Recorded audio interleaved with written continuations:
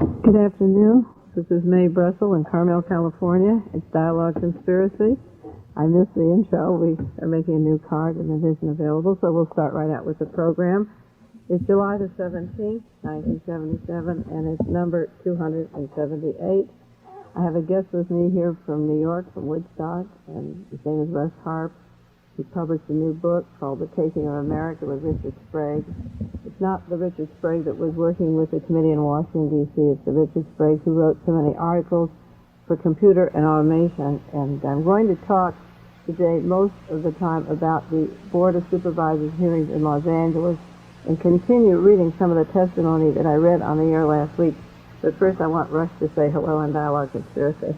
Hi, Dialogue Conspiracy. It's marvelous to be here with Mae Brussell. I consider her the queen of the scene so far as assassinologists are concerned. Oh, please. The flattery will get you nowhere, right? It's good to have you here. He's traveling on the West Coast, and we have met at New York. I met him there through lectures and through Dialogue Conspiracy, the programs on WBAI, and he's out here on the West Coast, and we're comparing notes and documentation and research and sharing ideas. I think the best thing about Rush is he's an optimist. You know, Penn Jones in Texas calls me the optimist. He thinks the truth will never come out in our lifetime. What do you think, Rush? I think it should come out. I was interested in it from the very beginning. I own a Carcano rifle, and they never mentioned there was no clip found with the rifle. It doesn't function without one. It got me interested way back in the beginning. And I've been in it ever since. And incidentally, the title of the book was The Taking of America 123. 123. 123 was a copycat of The Taking of Pelham 123, which was a whole subway train full of people got scoffed. In this case, it's a whole country full of people that have been swiped. This is a book that came out. I was hoping Richard Sprague would reprint the articles that were in computer automation. They were so fantastic. I do, too. Do you think that will ever come out? Well, we may rewrite it. We may run it again. Certainly hasn't got enough stuff in to please you, and that's for sure. Rush is a very close friend of Alan Lowenstein, who testified in Los Angeles before the Board of Supervisors, and I'm going to read some of his testimony today. He was the person who got Alan Lowenstein interested in the Robert Kennedy assassination. How did it work out that you got him to partake in it? Well, I went to him with the stuff that I got out of Berkeley's computers and automation, and I said, here's a friend of yours, Alan. I said, this is a guy that got rubbed out, and you knew him and you liked him, and how about doing something? And he took off and been flying ever since. And he's been trying to open up the Robert Kennedy case. Yeah, he's strictly on that because he really dug Bob Kennedy. He was a personal friend. They were both junior freshmen congressmen at the same time. Well, one was a senator, the other was a congressman. And he's convinced there's a conspiracy. Oh, it's obvious. He wanted to see it. Well, we'll read some of the testimony that he did have there. Incidentally, the month of July is always an interesting month for me in research. It seems that in the summer a lot of things happen. This was the time the Chappaquiddick was in July, and the Manson family massacre of the Sharon Tate group was in July, and the newspaper this week, just this last Saturday's headlines reminded me so much of the rerun of last year's headlines, and sometimes I think that they're running out of scripts. That now that Ian Fleming's dead and E. Howard Hunt isn't writing anymore, that they're doing reruns of the old year. And I noticed this week in the headlines that the CIA was coming up with new data on secret tests that they were doing, drug tests for mind control. And just last year, Senator Church's committee was coming out with the CIA drug test.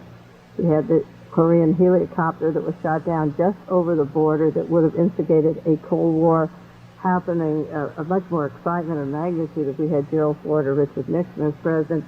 Just a year ago, the Korean tree was shot down just a few miles from where the helicopter went down.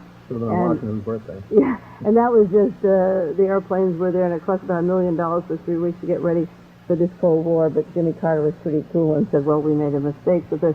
The Pueblo script, the Korean tree script isn't working, and that fell through.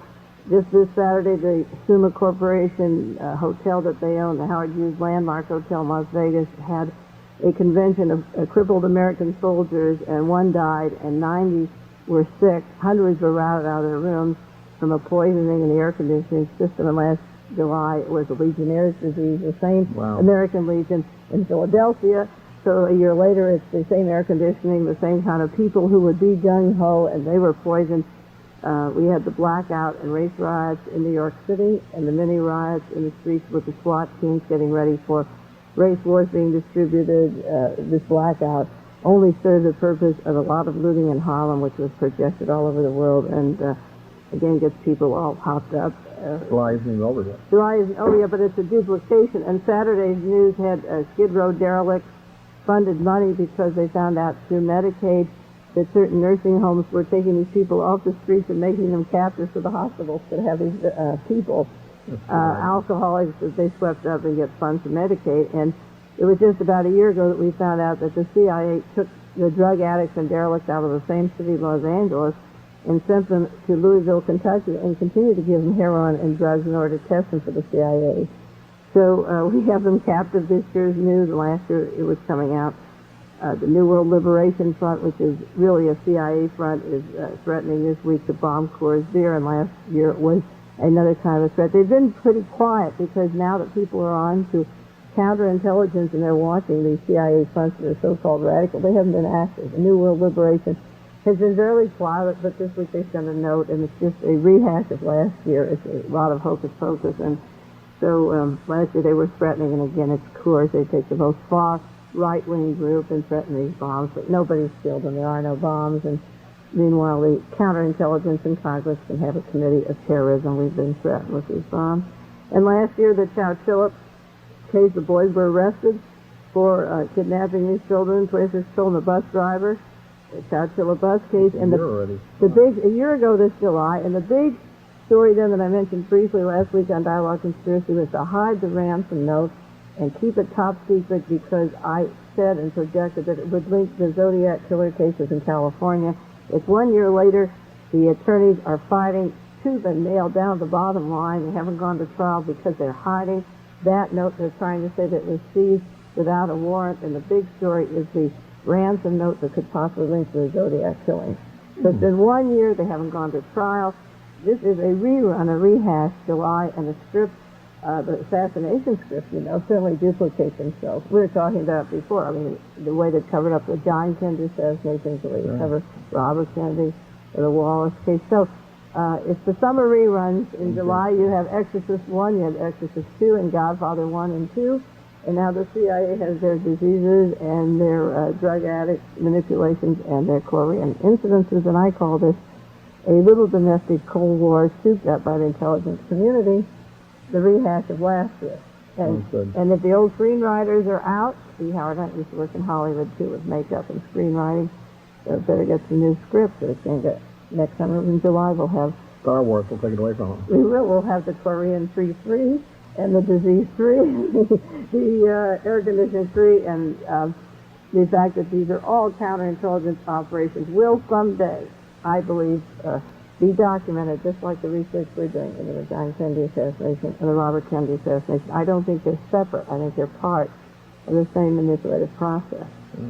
Okay, we're going to go down to the Los Angeles Board of Supervisors, and I'm going to read to you some more testimony on the hearings there because the major media has blocked them up. The Associated Press, the United Press, CBS, all the means of communication to the United States of America have been blocked off, and except for one article in the Hollywood Reporter, I believe that Dialogue Conspiracy is the only program giving you the testimony of the Robert Kennedy assassination that's taking place in Los Angeles. To fill you in with the background, there is a Thomas Krantz, special counsel to the district attorney's office in Los Angeles, Mr. Vandekamp, who was hired last year $25,000 to investigate the continuous allegations about the cover-up and conspiracy of Senator Robert Kennedy. On April 5th, 1977, several months ago, Mr. Krantz presented what I call an insulting cover-up and a presentation that omitted any important evidence. He accepted impossible evidence into his report, and he accepted perjured testimony and presented it to the Los Angeles County Board of Supervisors. There was an immediate response from the researchers who've done work on the Robert Kennedy assassination in the case, and they said, we want to present our evidence that Thomas Krantz is not telling the truth. He's not using the physical evidence. He's using perjury, forged evidence, and accepting conclusions where the actual material evidence was destroyed. Those allowed to testify before the Board of Supervisors on May the 17th were Paul Strayed, who was shot in the head at the Ambassador Hotel, Robert Doling, past president of the National Forensic Pathologist, He's an expert in the ballistics and criminal investigations. And your friend Allard Lowenstein, former congressman, now working with the UN under Ambassador Young, and Godfrey Isaac, the attorney for Sirhan Sirhan. On May the 26th, a week later, there was a continuation of the hearing where Lillian Castellano, a longtime researcher, gave her testimony. I'm going a little backwards. I read Lillian's testimony last week, and Ted Chirac was the concluding person before the Board of Supervisors, and next week I'm going to play you a dynamite tape, the actual tape recording of the man who produced the movie The Second Gun, who was in the Ambassador Hotel when Robert Kennedy was killed. He's the father of the second gun theory. We'll play it directly live from the Board of Supervisors. But this week I want to read to you testimony of Dr. Robert Jolling and Allard Lowenstein.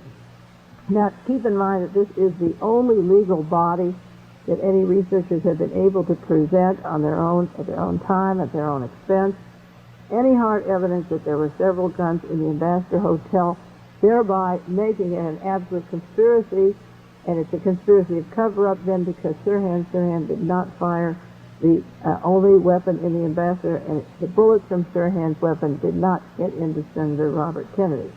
The fatal shot came from behind Robert Kennedy at close range where an admitted gun was fired. Different bullets, too, I believe. And different bullets, that's right. And they go into that in the testimony. The Robert Kennedy cover-up is important. I've talked about many times on Dialogue Conspiracy since 1968. Because here we have the President of the United States was killed, and then his brother, the Senator, is killed. Right on the spot, on the eve of a primary victory where he wants to be a President of the United States. If the first brother hadn't been killed in this pattern and so many suspicions hadn't occurred at that time in 30 years, it would be bad enough. But along comes a second brother murdered in the same way. And in that interim, we found out that Lee Harvey Oswald's weapon was planted. It didn't have fingerprints or palm prints. Sirhan's weapon was not available. It was thrown away and out of the state. Even at the trial, Sirhan's diary was forged. It wasn't written by Sirhan. Lee Harvey Oswald's diary was forged, not written by Lee Harvey Oswald. They never examined, any members of the Warren Commission ever went into the handwriting or the fingerprints on Oswald's diary, and they never went into the handwriting and the fingerprints of Sirhan's diary. There are hundreds of parallels, or dozens at least, in these cases. John Kennedy's car was destroyed, sent to Dearborn, Michigan, where it's locked up now, and where there, I understand, are 9 holes in that car still, even though the seats had been refurnished, that would be available. And the way the car was destroyed and other evidence was destroyed happened with the Robert Kennedy assassination, where the panels on the ceiling were removed and the sleeve cut off of Robert Kennedy's coat. I believe silencers were used in both killings, and also at Laurel, Maryland, where George Wallace was shot. Of course, you're a gun expert. You know about that. And it was kind of funny that using a 5-shot revolver, they made 11 wounds and shot 4 people. There was an 8-shot revolver. Sirhan's gun was an 8-shot revolver. No, I'm talking about, you just mentioned in Laurel, Maryland, when George Wallace was shot. Wallace, yeah. That's right. Sure, and that's an awful lot of shots. But nobody mentioned silencers, which are easily put under the New York Times or a raincoat and go pop, pop, pop, pop. That's right. And we know they were used with JFK. That's right. And the thing that is important is that the subject of silencers, you and I talked about that, is never brought up. Right. They say, we heard 3 bullets in the John Kennedy assassination, then a pang, like a firecracker. Why not a silencer? I've talked about on these programs before. Sure, Howard Roseman showed that there was a subcaliber gun that shot a hole in the back of Kennedy's head by the lead peeling, which wouldn't have occurred from a rifle bullet. Yeah. And one of the reasons I am going at length into this material about the Board of Supervisors now is that I don't want to bring it up close to election time when Evelyn Younger is running for governor, or Chief of Police Ed Davis in Los Angeles is running for governor. Isn't that Evil Younger? Evil Younger, I'm sorry. But I want to talk about the Attorney General of California now, the Police Department now, the heads of the FBI and the CIA and the Supreme Court that have suppressed this evidence, because it's very important to know that the public officials, everyone along the line who suppressed it, have been promoted into positions of power, and they hope to have more power. So I'm going to read to you from the Board of Supervisors now the testimony. I have a lot more material as way of introduction, but as I say, this hearing was the result of Thomas Cran's report that he presented that was so inferior that it demanded an answer, and therefore these investigators were allowed to testify before the Board of Supervisors in Los Angeles. This is April the 5th, 1977.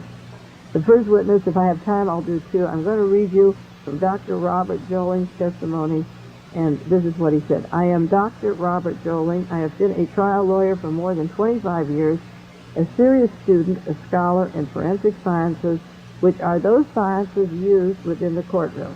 Forensic science is defined as the study and the application of all the sciences for the purpose of law. I have the distinct honor of being a fellow of the American Academy of Forensic Science for almost 2 decades, and in 1975 and 1976 I was the president of the American Academy of Forensic Sciences. I'm a member of the British Academy of Forensic Science and presently vice president of the International Association of Forensic Science.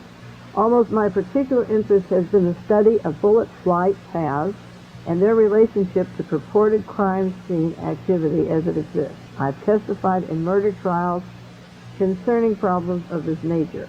I've come here today, a distance of approximately 2,000 miles, we came from Wisconsin to Los Angeles, as an independent party representing only myself and other interested citizens of the United States to present data, some of which has been previously misinterpreted, some of which has been purposely omitted from consideration or inadvertently considered irrelevant, and some of which was overlooked or intentionally secreted. The question surrounding this matter now is how many bullets were actually fired within the pantry of the Ambassador Hotel the night Senator Robert Kennedy was assassinated. One official Los Angeles Police Department document titled Los Angeles Police Department Employees Report, dated July 8, 1968, 1 month after Robert Kennedy was killed, was signed by Lieutenant E.W. Mann and Officer Dwayne Wolford. This report only accounts for 8 bullets fired from an 8-shot revolver, the model number .22 caliber, without any reference to the serial number. And according to their report, the bullet flight path was made, which indicated that 8 shots were fired from the gun, 7 of which were recovered from victims in the hospital away from the scene. Purportedly, no bullets were recovered at the scene of the crime, nor were there any bullet holes in the ceiling tiles ever identified by the Los Angeles Police Department. It is my opinion, this is Dr. Robert Joling saying, that this bullet flight path study is grossly inaccurate and contrary to reported statements in fact. That report is proper, however, when it says that a weapon, insofar as it relates to the shooting of Senator Kennedy, was held from 1 to 3 inches from Robert Kennedy, while the gun discharged 4 bullets, 3 of which went into Senator Kennedy's body and 1 entered and exited his suit. Each of these 4 bullet entrance ways, as determined by the LAPD, can be substantiated by meticulous autopsy findings of Dr. Thomas Noguchi. They entered Senator Kennedy's body from the right and from behind and went upward, which was not the position where Sirhan was standing. He was in front of Robert Kennedy. If the matter rested solely at this point, it could be asserted that more than 8 bullets were fired in the pantry that fatal morning to pour into his clothing. But there were 5 in victims, which totaled 9, which makes too many shots for an 8-shot revolver. Because of the confusion, documented harassment, distortion, the destruction of evidence, and the refusal of law enforcement officials to cooperate in any way conducive to scientific determination, I suggested in 1975 to Honorable Judge Robert Wenke of the Superior Court and Lowell Bradford, who's a well-known famous criminologist, that we reconstruct the scene independently and carry out our investigation to determine the accuracy of the Los Angeles Police Crime Lab. In 1976, an action was commenced under the Freedom of Information Act by Bernard Fensterwald, who's an attorney in Washington, D.C., who obtained FBI photographic documents to support what we were investigating. FBI photographers on June 7, 1968, 2 days after the shooting, and for the first time captioned their photographs where they said Exhibit 1 of the FBI has a view of the kitchen area, the serving area, and the doorway, and in the lower right corner are circled photographs of bullets. It is important to remember E2 says this is a close-up of 2 bullet holes, And E3 is a close-up view of 2 bullet holes in the center door frame. And E4, Exhibit 4, is a close-up of an upper hinge from the backstage area with another bullet mark, so that the FBI, according to FBI agent William Bailey, had written at one point during these observations, I and other agents noted at least 2 small caliber bullet holes in the center post of the doors in the pantry room. There is no question in our mind of the fact they were bullet holes and they were not caused by the food cart. Incidentally, the agent that worked with FBI agent Bailey is now deceased, which is typical in all these stories. And it was Lillian Castellano, who he referred to, who brought attention to the fact that photographs were taken by the Los Angeles Police Department that were never in their final report of the center divider and the door jambs that were removed and then destroyed. And the photograph shows Dwayne Wolfer and the bullet holes in the area and the splintered area and the objects that cracked the area and circles in the area, so that the Los Angeles Police Department and Thomas Noguchi were photographed pointing to bullet holes that were never in the final police report. And the FBI report also had photographs of the bullets and the bullet holes. Now, gentlemen, said Dr. Robert Jolling, a simple recount of bullet and bullet holes is now possible. From position A, the Los Angeles Police Department said there were 8. But it's clearly visible in these photographs that there were at least 10. At least more than 8 makes up a second gun. From position B, which is a simplistic position, 9 bullets were fired, 4 in Kennedy, 5 in the victim. And that makes 9. But then we have 14 bullets because there's 4 in Kennedy, 5 in the victim, 4 bullet holes in the FBI photograph that they reported. That makes up to 14, or, again, a second gun. Or you can go to position 4, where 15 bullets were fired, 4 in John Kennedy, 5 in the victims, removed from different hospitals where they were, 4 that the FBI photographed in the door jambs, 2 still in the center divider. That adds up to 15 and a second gun. And no matter how you add it up, whether it's 9 or 15, depending on the police department reports or the FBI, and combined, you have over 1 gun that Sirhan could have fired. And he says on October the 7th, 1975, the day following the firearms examination, Lowell Bradford, this eminent investigator into criminal ballistics, one of the examiners presented the following report, and this is a copy. He said the finding of the firearms examiners testing the bullets that were supposed to have been from Sirhan's gun is being improperly interpreted by the news media. 1, the examiners, looking at the bullets, found that the Sirhan gun cannot be identified with the bullets at the crime scene. And the other evidence is the witness testimony that another gun was fired at the scene. The bullet pathway contradicts the direction from which Sirhan fired more than 8 bullets. The firearms examination simply closes one episode of evidence evaluation and should not constrain further efforts to resolve valid questions concerning the possibility of the firing of a second gun. Additionally, said Dr. Jolling, contrary to recent submitted Krantz reports, none of the bullets removed from the victims nor those tested by the LAPD were ever linked to Sirhan's gun. I would like to quote, said Dr. Jolling to the Board of Supervisors in Los Angeles, October the 10th, 1975 issue of the San Jose Mercury. It was an article written by Harry Farrell, the reporter, with Lowell Bradford. Bradford said, we were not to take, when we tested these bullets, into account whether anyone saw another gun being fired in the room. We were not to inquire, while we were testing these bullets, the number of shots fired, and we were not asked to reconstruct the bullet flight pathways. So they took these bullets and were silenced regarding this other evidence. Dr. Jolling said, I assure you, gentlemen, that the ill repute of the Los Angeles law enforcement agencies as it relates to this and other cases is internationally known. The whole world, many countries know about Ed Davis, the chief of police in Los Angeles, and the Attorney General then. He was the District Attorney, Evel Young, and he's now the Attorney General of California. Dr. Jolling said, I'm of the opinion that the panel did not conclude that only 1 gun and no gun was fired the morning of June 5th. 1968. Neither did the panel who was called in afford a complete vindication of the LAPD ballistic examination. In fact, I believe just the opposite is the truth. It did not in a single respect uphold the professional judgment or the quality of the Los Angeles Police Department or criminalist Dwayne Wolfert.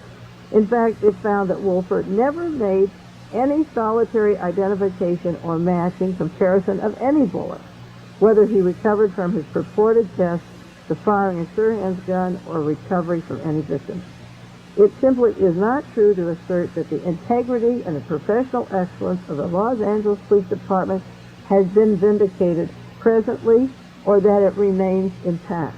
A careful reading and a close scrutiny of the panel's report indicates that its members address their attention exclusively to the firearm portion of the LAPD investigation, and their conclusion properly reached included the following determination. The bullets recovered from the victims were not and cannot be matched or identified as being fired from Sirhan's gun. People's Exhibit 55 shows that the purported 3 bullets entered upon exhibit at the trial of Sirhan, and the 4 purported test bullets as exhibits before the grand jury don't even match each other, nor can they in any way compare or match or be identified with any of the evidence bullets taken from Senator Robert Kennedy or the other 5 victims. Different number of counselors, I believe. Yes, they were. The test bullets fired by the panel do not match, nor are they identifiably comparable with the bullets removed from any of the victims. However, the 2 lead bullets fired from Sirhan's gun by panel members can be identified and determined to be fired from Sirhan's gun. The panel was neither charged with the obligation to determine the number of bullets fired in the pantry the night of the assassination, nor to make any attempt to account for the number of shots so fired. Although 5 bystanders were struck with 5 bullets, and the senator's body and clothing were pierced with 4 fired bullets, the panel investigating this case was never asked to make any scientific determination whether or not those 9 holes could have been fired from Sirhan's 8-shot revolver. Fast reloading. The panel weighed each bullet, but was not required to determine any scientific evidence existed to determine if any recovered bullets or parts thereof produced more than 1 bullet entry hole. For those of you who picked up Dialogue Conspiracy in the last half hour, 20 minutes, this is Mae Brussell reading from testimony of Dr. Robert Joling, the noted former president of the American Forensic Pathologists, who traveled 2,000 miles to Los Angeles to the Board of Supervisors to testify about the work of the Los Angeles District Attorney and Attorney General's Office, the Police Department, in the Robert Kennedy assassination. Joling said the panel never examined the senator's coat. They weren't requested or required to do so, which leaves unanswered questions raised as to the location of either entrance or exit holes, the number thereof, or the direction they were fired. You know, Rush, we saw this with John Conley's clothing. They didn't examine whether bullet holes went from the back. Badly needed dry cleaning. They dry cleaned it. In this case, they didn't even bother to clean them. They've never been tested. Amputated the arm, I believe. Cut off an arm. Dr. Joling said the panel found it was not possible to match any of the bullets obtained by Dwayne Wolfert with any of the bullets fired from the Sirhan gun. There was a photo micrograph taken June 6, 1968, consisting of 2 separate negatives with different exposures of the same area of 2 different bullets. These are Exhibit 47, taken from Robert Kennedy's neck, and one is labeled the Goldstein bullet on the right, and there is absolutely no identification to match based upon these photographs. I saw those photographs. You did? I think it was a chap named Harper that did it, and I, being Harp, noticed his name. That's right. The panel, he said, apparently was not requested to talk about any need for scientific examination of the now missing ceiling panel or the door jambs, or was it ever asked to determine the pathway of the bullet or the number of bullets fired, or the senator's clothing to be examined or correlate to physical scientific scenery construction of the evidence or the propriety of witness accounts. It would appear to Dr. Joling that no definitive conclusion through this investigation will result unless other logical and necessary scientifically conducted tests are accomplished. They include a photogeometric construction of the scene, a re-examination of bullet pathways, a determination of the minimum and maximum number of bullets fired in the pantry. Personally, I am personally and unilaterally opposed to further studies being made in this atmosphere and under these conditions existing since 1968 to this date, meaning that the Los Angeles Police Department has only investigated itself, which is identical to John Mitchell and John Dean investigating the Watergate. It would appear only appropriate that the Los Angeles Board of Supervisors ask the proper steps be taken to the Justice Department in the United States and get independent and exhaustive studies. To refuse this request is to proceed in a mandatory fashion which literally invites further assassination. What he's saying, I think you and I both agree, if you don't solve one assassination, the other is easy. They never get away with it. Sure. And then the next, if you're leading the John Kennedy assassination open, it's easy to kill Martin Luther King, Robert Kennedy, shoot George Wallace, kill Mary Jo Capecci. It invites further assassins to know that they can walk the streets, such as the killers that are out now. He said, I ask at this time, at the conclusion of this letter, that I send a copy to President Carter that I'll leave with you, in which Dr. Joyne pleads this, and I haven't seen anything about it in the news media, and Jimmy Carter is taking no stand on it. The committee in Washington investigating the John Kennedy assassination, the Martin Luther King assassination won't handle this. This is why I'm reading it to you. He said, Dear Mr. President, as a concerned citizen and being intimately knowledgeable about many of the circumstances surrounding the assassinations within our country during the past decade and a half, I consider it of paramount importance the American people be fully informed about the whole truth behind our history-altering tragedies. For too long, the uncertainties, the half-truths, the blatant falsehoods about these events have led to widespread frustration and disrespect for and lack of faith in our government institutions. The Robert Kennedy assassination was attended with such obstruction of local law officials. The proof of this was presented before the Los Angeles County Board of Supervisors this very day.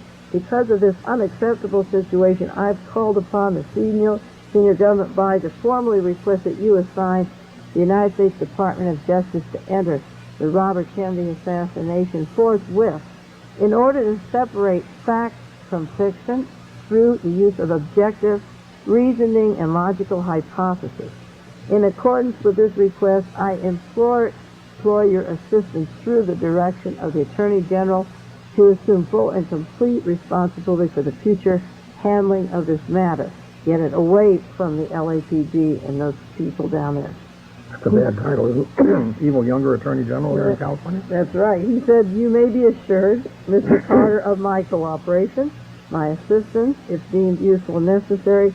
Respectfully signed, Robert J. Joling, past president of the American Academy of Forensic Sciences, vice president, International Association of Forensic Scientists, associate in the law of American College of Legal Medicine, doctor, lawyer, renowned, national, international, imploring the president, asking him please to get into it, saying we're being deprived of our history. And all the news media were there, and they suppressed it from you, and I'm reading it to you on KLRB. Now we get to some of the testimony for the remaining 10 minutes of Howard Lowenstein. This is the friend, Rush Harp's friend. Rush is responsible for getting him into this investigation. And we'll read some of Howard's testimony, okay? You haven't even seen this yet. I haven't seen it. I know Duncan Harp, who wrote 286 pages on, it was a senior study. Did you get this hearing? Yeah, did you have this testimony? Some of this testimony he had. Okay, this is Howard Lowenstein at the Board of Supervisors. This last May 1977. I sit here thinking, he said, while listening to all of this, and I find it difficult to do what I am going to do, because to take the Krantz report, which is made out by the District Attorney's Office in Los Angeles for $25,000, which I find to be a misstatement, and to say that ballistic hearings scientifically linked up all the bullets to only one weapon is a fanciful invention, and it is supported nowhere. Right. This is a paid attorney. He said, I have checked as closely as anyone can, and I find that among the bullet comparisons of the victim bullets made by experts, they made 8 identifications, 5 questionable identifications, 45 inconclusive. And if anyone can take those statistics and arrive at the fact, the discovery that all bullets were linked to one weapon, it would be an amazing feat that needs to be explained more precisely. Let's look at the eyewitnesses and what they had to say. Who was in the ambassador? Who are the eyewitnesses in this evidence? There is no mystery about that. The eyewitness evidence at the trial didn't focus on that question, trial of Sirhan. It focused on the question of what was Senator Kennedy, the direction Senator Kennedy was facing. It focused on the mental state of Sirhan. This is the way Jack Ruby's trial was, the mental state of Jack Ruby when he shot Lee Harvey Oswald, not the ballistics. Al Lowenstein says that's what Sirhan's trial was about, Sirhan's mental state. In fact, before the trial began, there was a stipulation offered by the defense, this is Grant Cooper, Sirhan's attorney, that Sirhan had committed the murder. Al Lowenstein said, I went to Germany at one point to see a man called Carl Euchre because he was standing between Robert Kennedy and Sirhan, and Joe Bush told me that Carl Euchre had said that the gun at Senator Kennedy's head. Well, he said this on national television, was at his head. So I went and asked Carl Euchre before the grand jury transcript didn't say that. And Euchre said to me, I'll tell you where the gun was. And as I said to the grand jury, I can't tell you the exact measurement, but the gun was in front of my nose and my arm was outstretched, and I was pulling Senator Kennedy's arm, who was outstretched. And he said, if you want to know how far the gun was from the senator's head, extend two arms, stick a gun in front of somebody's nose, and you'll find it, which is hardly what the autopsy report said at close range. I went from Carl Euchre to Burns, Frank Burns, a lawyer from Los Angeles. I asked him, he was the next person closest to Robert Kennedy. His statement was clear and unequivocal. There was no less than 1.5 feet, no less than 1.5 feet. The third person closest in was a man named Lubeck, who said the muzzle of Sirhan's gun was 2 to 3 feet away from the senator's head. It is nonsense that he fired bullets into Kennedy's head from 1 or 2 inches, since his gun was nowhere near Kennedy. How about clearing this up once and for all and stop playing games? Nobody who was close to the scene of the shooting, nobody was in a position to see it, can put that gun at Senator Kennedy's head point blank from where Sirhan was. Nobody can, except the man that was standing behind Robert Kennedy, who admitted shooting these 4 bullets.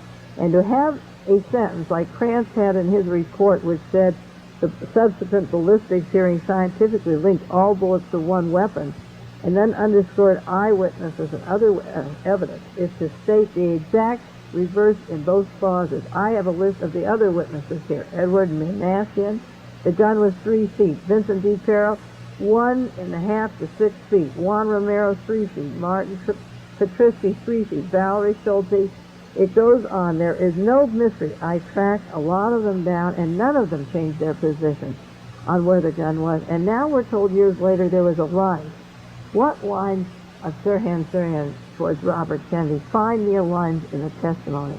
Mr. Krantz sits here before the Board of Supervisors, this is in May 1977, today, and consistent with what he's been doing before, he says that all the witnesses saw Sirhan rush towards the senator. There was no witness that saw Sirhan rush towards the senator. It didn't exist. They were capable of saying, I saw Sirhan rush towards him. If they saw it, they didn't see it, and they don't say it now. And every lawyer knows that eyewitnesses get confused. You don't rely on eyewitnesses solely, but you don't misstate what they say. And you don't say that all the witnesses say X, like Thomas Krantz did, when none of them, when it was the reverse of X. Now we get to the question of the panel and the expert. They said they found no evidence to support the presence of a second gun, no evidence to preclude the presence of a second gun. That is what they said. And I would have thought that Mr. Krantz would have been interested enough to have asked for the transcript of what these witnesses said. We private investigators have borne the expense of this on our own. We don't have the money. We didn't get $25,000 to put the report together that Krantz did. We pay of our own expense. We buy our own transcripts. He could get a transcript. You can get a transcript. You can read what the expert says. I have the quotes here. You can have the quotes. Lowell Bradford, again, this well-known criminal expert, is quoted saying under oath on the witness stand that the matter of the second gun was more open after the test than ever before. He said, when you say that the experts concluded that all the bullets were linked to one gun, you are inviting something the experts, in fact, never said, and that is a fact. And if we want to find out what they said, get the transcript. It's available if someone wants to pay for it. Allard showed me the autopsy itself, and two of the bullets went up through the armpit. Well, pretty close. The fatal bullet went 1 inch from the back of the head. The autopsy report states the direction of the bullet, and everything is consistent with the Thomas Noguchi report, the direction of the bullet and the powder burns on the head. But what Thomas Krantz did, he got $25,000 and presented years later to the Board of Supervisors a kind of bull that NBC is going to put out and CBS on national television called the Oswald Trial and Oswald and Ruby. Every few years we get a cover-up, and they're paid a large amount of money to continue lying to the people. It's just outrageous. So Allard Lowenstein was saying that I think what's the most remarkable thing about this whole episode is somehow or other we've been managed to be told is that the investigation was an endorsement of a police investigation. In fact, the central finding was one of that very few could agree about, and they couldn't match the bullets to Sirhan's gun, whereas Mr. Wolford testified under oath they did match, and it didn't match. And it does raise interesting questions about how he managed to say it under oath, which questions might be worth looking into. Well, the whole matter, I have more that maybe next week I'll go into along with Ted Chirac about what Allard Lowenstein said. I have gone at length with this, Rush, because I think it's important for people to know what these people are saying down there at their own time and expense, just like you travel here to meet and we researchers get together. There are bodies down there listening, and then the media's covering up, the Board of Supervisors cutting it up, and this shocking testimony has not been reported anywhere. Right. They're trying to fool most of the people most of the time. And they're doing a pretty good job. So this is July, and it's been since May, and no major magazine or Time or Newsweek covered that hearing of the Board of Supervisors. I think it's shocking that these public officials keep running for higher office and keep covering it up. Well, Allard did get into the Saturday Review in February. But I mean, a public hearing like this before a court of law where they're under oath, it's pretty bad to cover it up when all the media also was covering it. Well, thanks for coming to California and sharing research with me. I'm sorry we didn't have more time to discuss it, but I did explain to Rush we had this material I wanted to cover today. This is Mae Brussell. It's Dialogue Conspiracy. I'll see you next week. Take care and be safe and behave yourself. There is a truth I thought to myself. We're driving down Route 68, car in front, moving north, not behind, not forward. There is a truth how things happen. If it was yesterday, it wasn't 1894, and if tomorrow's not to come true, there'll be another truth in store. Those who think there is no truth, that all depends on point of view, will lock us up, fire the bomb, made only for a gentleman. You, President, is just a choice you should not incite or play the same. On November night, I heard the screaming horns, a new America had changed her name. We're not the same, you and I are not. You who call free thinkers enemies, you are clearly now the enemies. And we will do what we must do to keep it free, like I was right. And she must sing, and they must slave. You must have heard that we will never really rise again. The mind behind the past, you will give.